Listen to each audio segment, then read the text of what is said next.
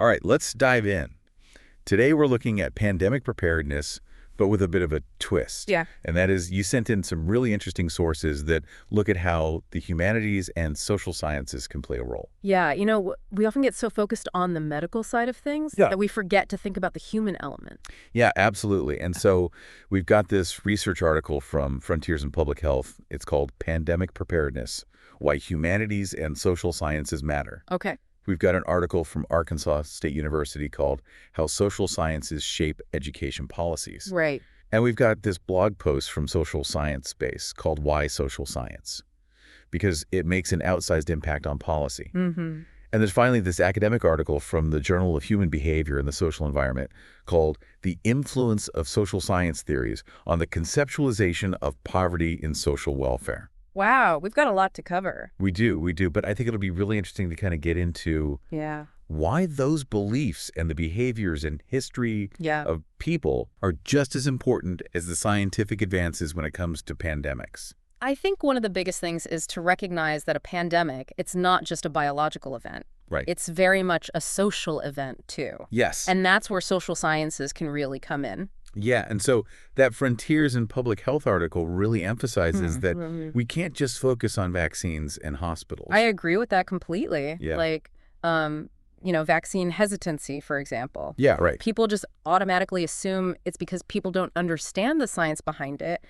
Yeah. But it's really so much more complicated than that. I mean, I feel like in a way, sometimes just assuming that a lack of scientific knowledge is the issue almost kind of dismisses those real concerns that people have and their experiences. Exactly. And the article even mentions this, that a lot of people who accept vaccines don't necessarily fully understand all the science behind them either.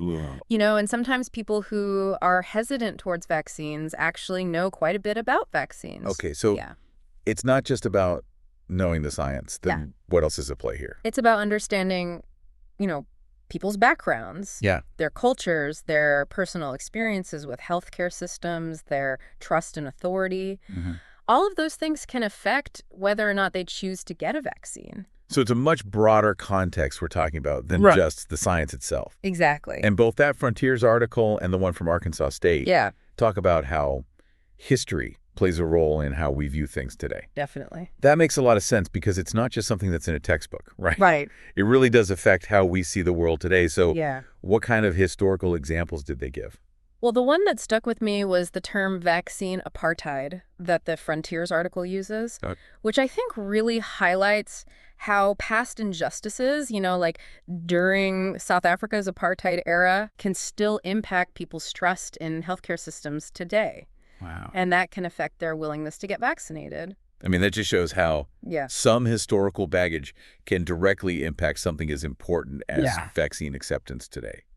And the Arkansas State University article, they look at it a little bit differently. Right. They look at how education policies have kind of evolved over time and how social science research has influenced those education policies and how those policies affect how we learn about health crises today. So both articles are saying that if we want to really understand people's attitudes towards vaccines and public health measures, we need to look back and understand the historical context. Exactly. And then I thought it was interesting that the Frontiers article spent a lot of time talking about language and communication. I feel like a lot of the time the focus is on getting the scientific facts correct.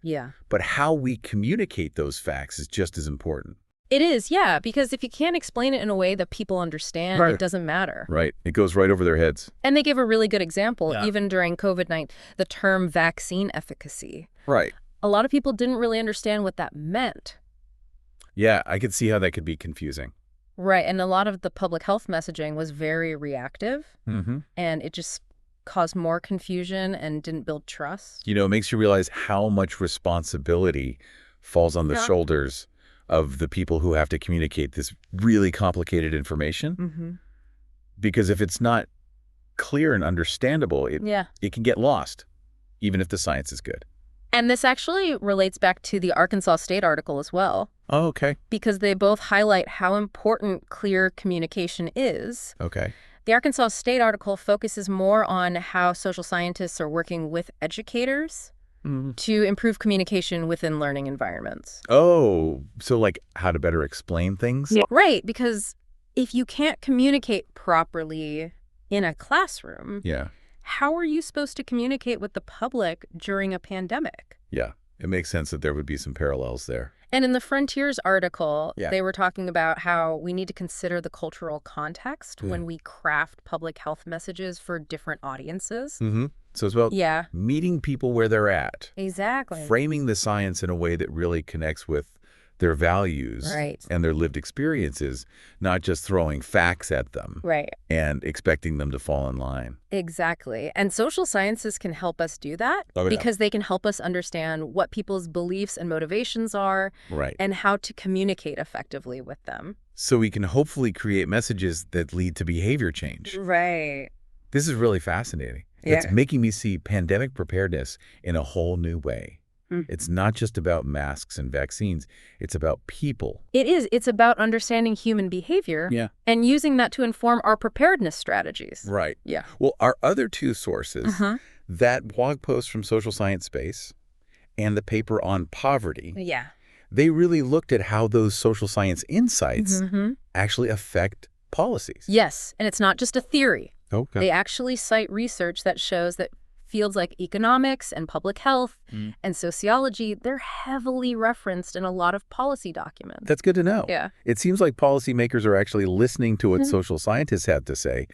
What about that paper on poverty? Right. So that paper explores how different social science disciplines actually view poverty.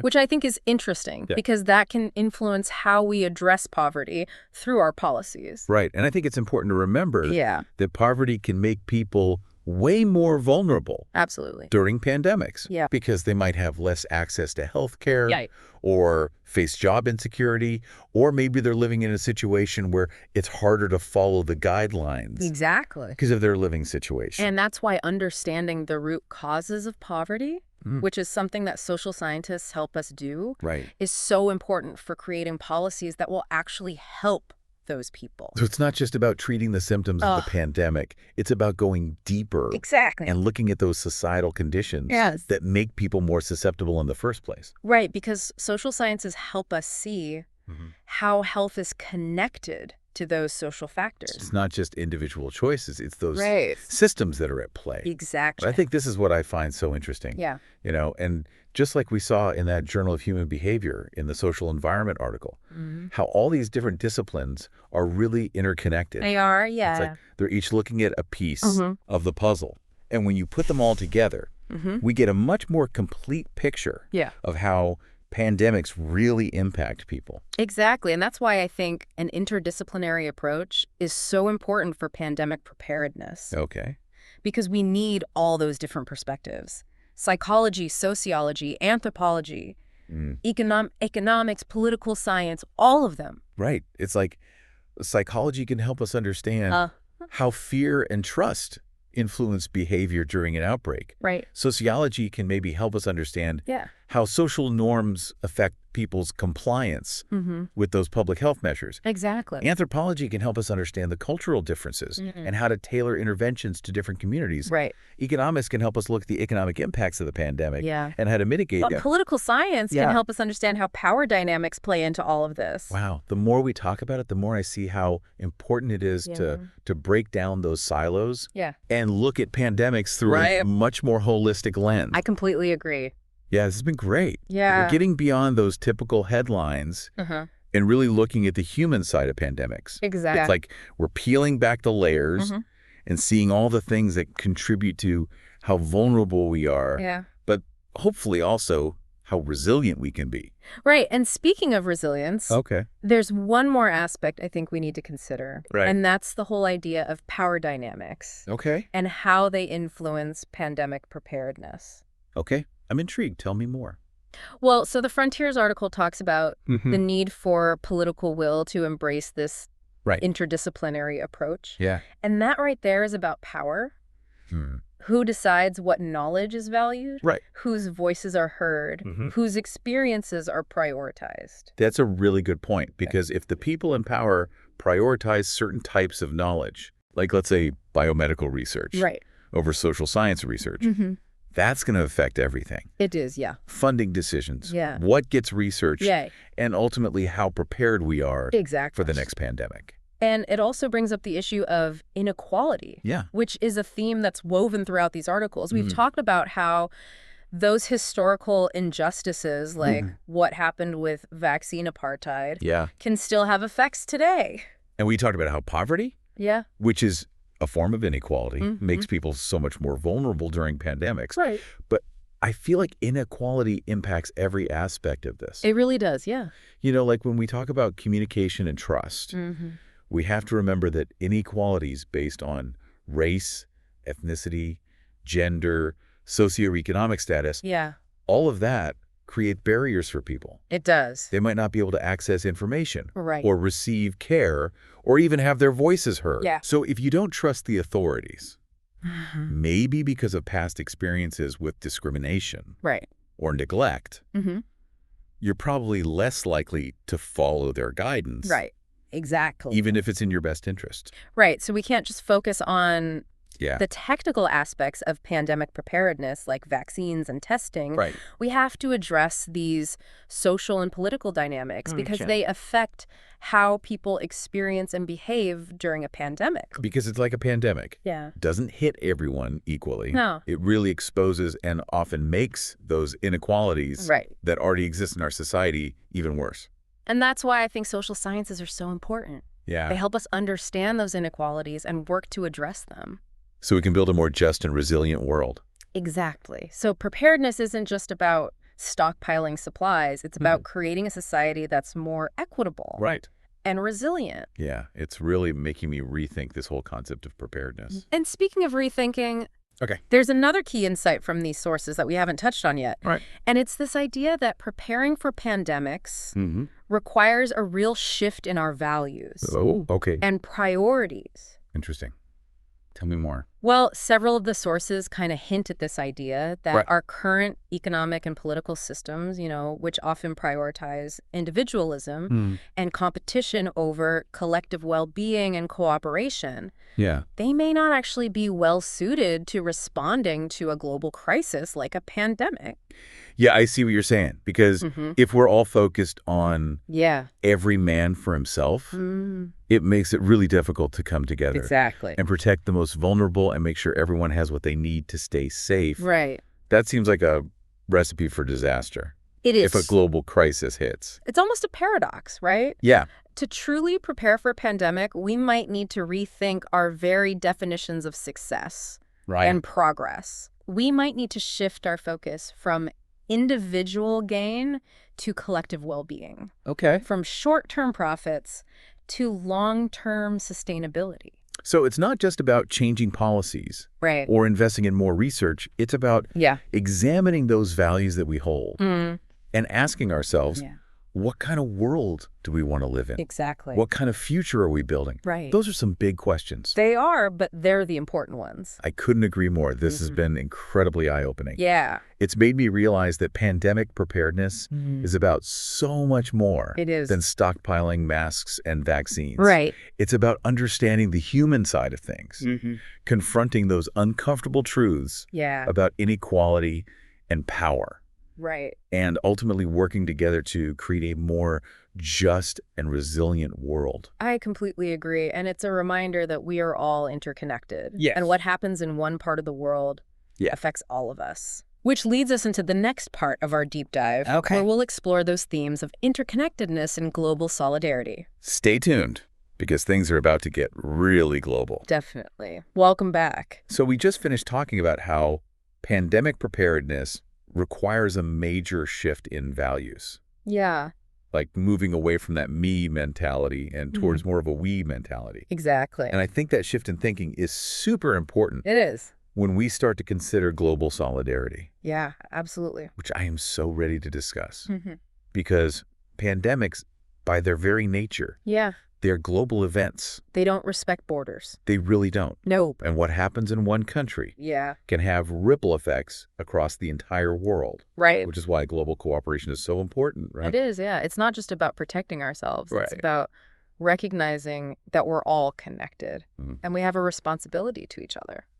This makes me think about that social science-based blog post. It talked about how international organizations like the World Health Organization actually use social science research. They do, and organizations like the WHO, right? They're so important for coordinating those global responses to pandemics.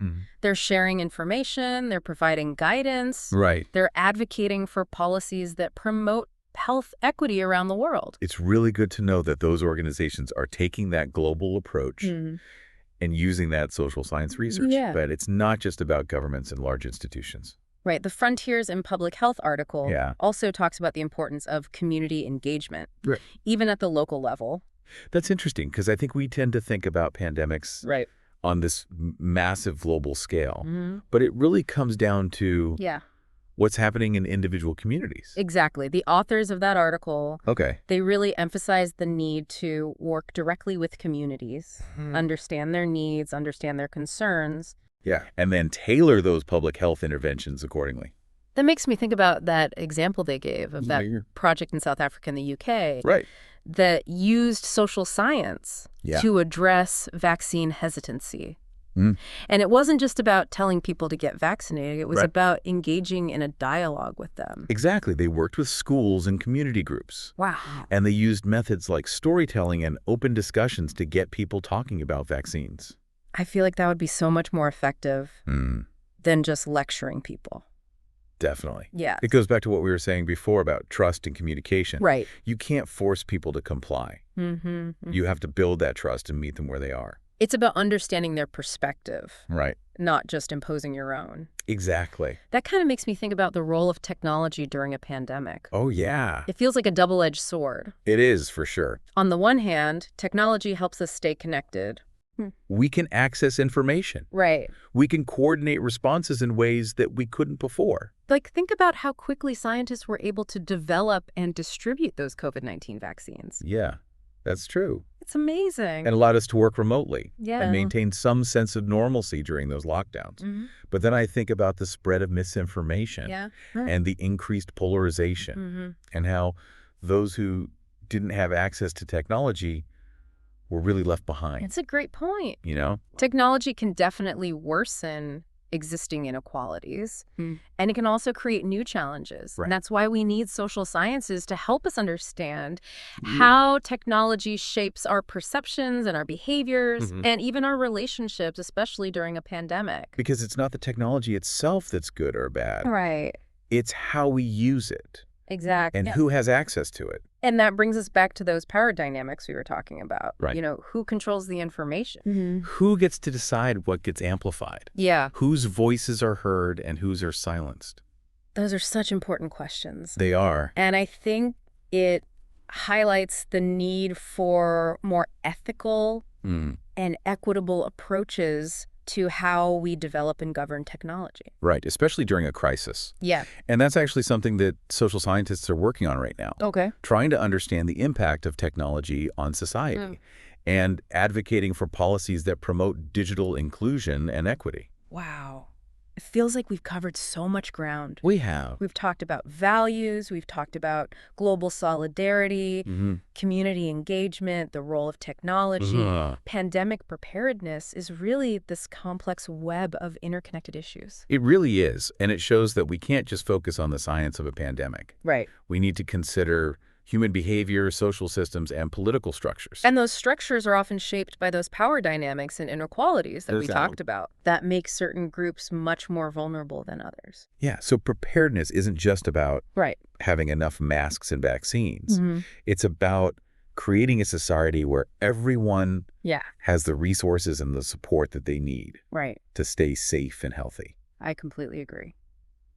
This is making me think, you know, we've talked a lot about what governments and institutions can do. Yeah. But what about individual people? That's a cool... What role can we play in all of this? Well, that's something that the Frontiers article addresses specifically. Oh, okay. What do they say? They argue that individuals have a responsibility to think critically, to be careful about the information they consume, and to advocate for policies that promote public health and equity. It's like we can't just wait for someone else to fix things. Right. We have to take action ourselves. So what can we do? Well, it can start with simple things, like being careful about what you share online, Okay. checking your sources, having respectful conversations with people who hold different views, Yeah. supporting organizations that are working to address those health disparities. Yeah, those are great ideas. It all makes a difference. And it makes me think about how important it is to educate ourselves about all these issues.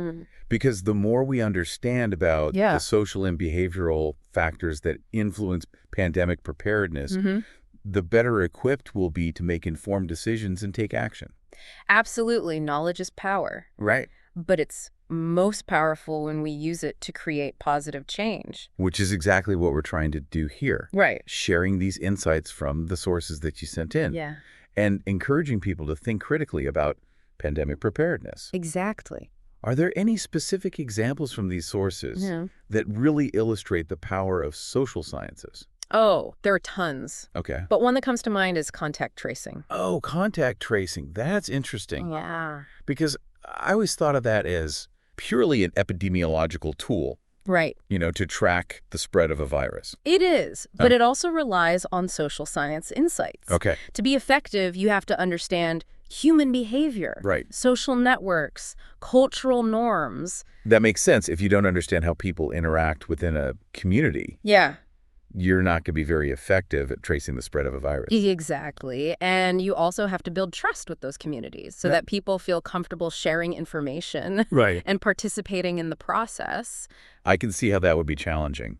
Yeah. If people are afraid of being stigmatized or punished, they're probably not going to be honest about their contacts. Exactly. And that can hinder the whole process. And that's where social science comes in. Okay. By understanding those cultural sensitivities and addressing people's fears, we can make contact tracing more effective and less harmful. It's really interesting to see how the scientific perspective and the social science perspective can work together to create these really effective interventions. It shows how the best solutions come from combining multiple disciplines. And that brings us back to that article from the Journal of Human Behavior in the Social Environment. Exactly. The one that highlighted how all these different social science disciplines view poverty and how it's important to bring all those perspectives together to create a more holistic understanding of these complex problems. Which is exactly what we need when it comes to something like pandemic preparedness. Absolutely. It's not about having all the answers.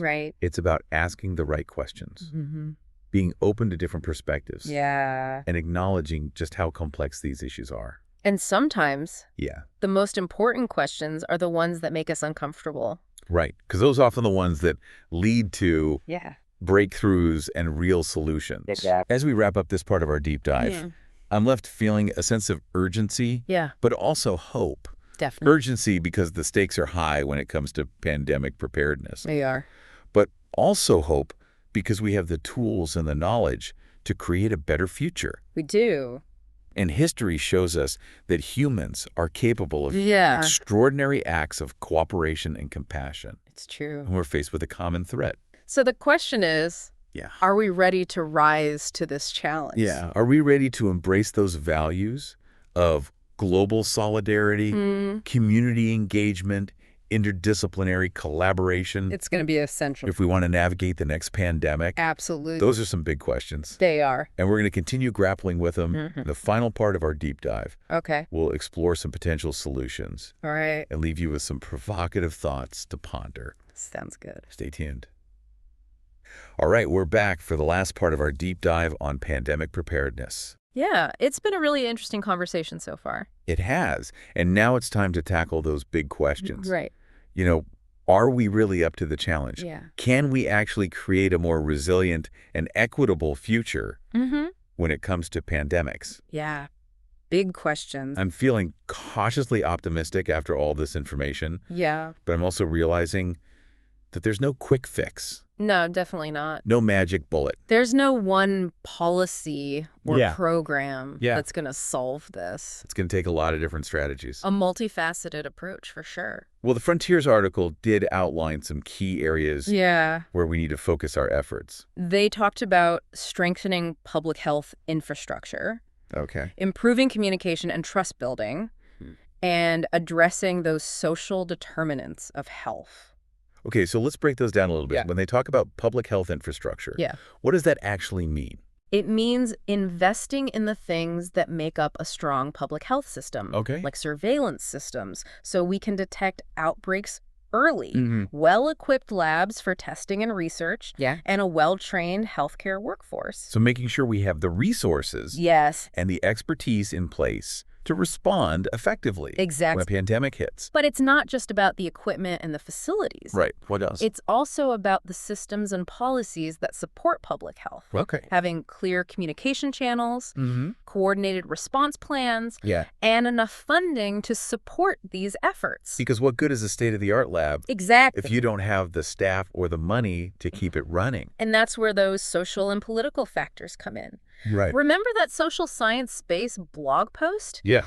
It highlighted how social science research can help us make better policy decisions. Yeah, so by understanding public attitudes and behaviors and even economic incentives, we can create policies that actually work. In the real world? And have a lasting impact. Exactly. And those policies need to address the root causes of vulnerability. Like poverty. Poverty, inequality, discrimination. All the things that make some groups more vulnerable to the effects of pandemics. Because if we don't address those, we're just putting a Band-Aid on a much bigger problem. Right. We might be able to manage the crisis in the moment, but we're not building long-term resilience. Exactly. And that paper on poverty really drove that point home. It did. It showed how poverty and health are so intertwined. Right. It's about recognizing that health isn't just about individual choices.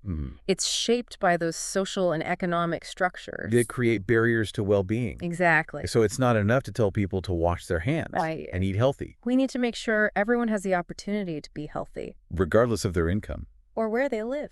It's about creating a society that supports well-being for everyone. Okay, so we've talked about infrastructure, policies, social determinants of health. Yeah. What about communication and trust building? Right. The other key area from the Frontiers article. Yeah, it feels like those were huge factors. They were. During COVID-19. Remember those examples we talked about? Yes. How even a simple term like vaccine efficacy could be misunderstood. Yeah. And inconsistent messaging just made things worse. It really eroded trust. Yeah.